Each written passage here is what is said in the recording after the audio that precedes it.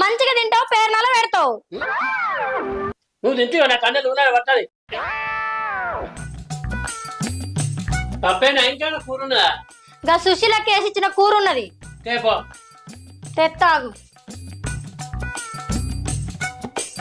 ఏమంటా ఏమంటా